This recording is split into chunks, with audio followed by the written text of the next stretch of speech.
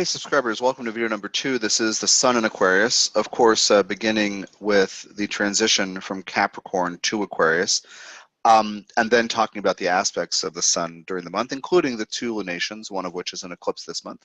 So the first thing is the transition from Capricorn to Aquarius. In Capricorn, you are looking at what you're doing and seeing if it works. You are ideally appropriately and grounded in a grounded, mature fashion, realistically assessing if what you're doing.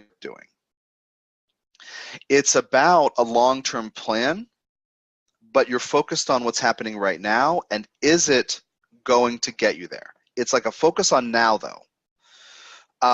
You employ judgment, and you rank things, and you kind of do these black and white framed interviews of yourself and others about usefulness, right? You kind of are looking at how the structure is set up right now. That's the focus.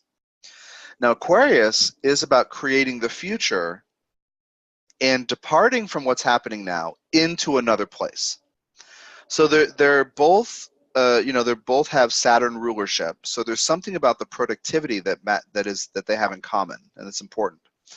But the actual difference between them, Saturn is all about what's happening right now and building something.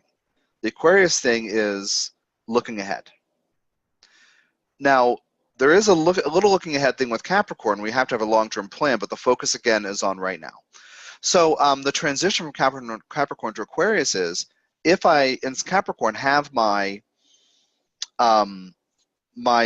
everything set up right, if it's a well-oiled machine, whatever I'm doing, this project, this process, this work, if it makes sense now, and if I'm able to be successful, which means productive in Capricorn, producing things, right?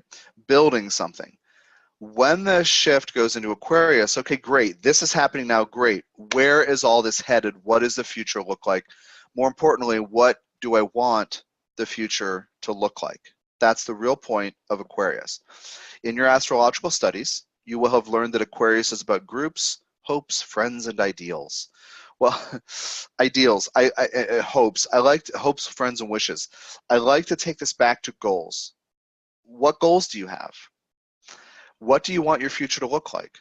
Do you have a plan? Are you willing to imagine? There's a visionary side of the Uranian side of Aquarius. Are you willing to envision a better future for yourself? It is not wide open imagination of Sagittarius and Jupiter in the 9th house. It's not this like, I wonder what would happen. No, it's let me pick a direction that makes sense to me. There's an intellectual quality to Aquarius and potentially a mental focus, right? But there's an objective process of evaluating logically what's happening.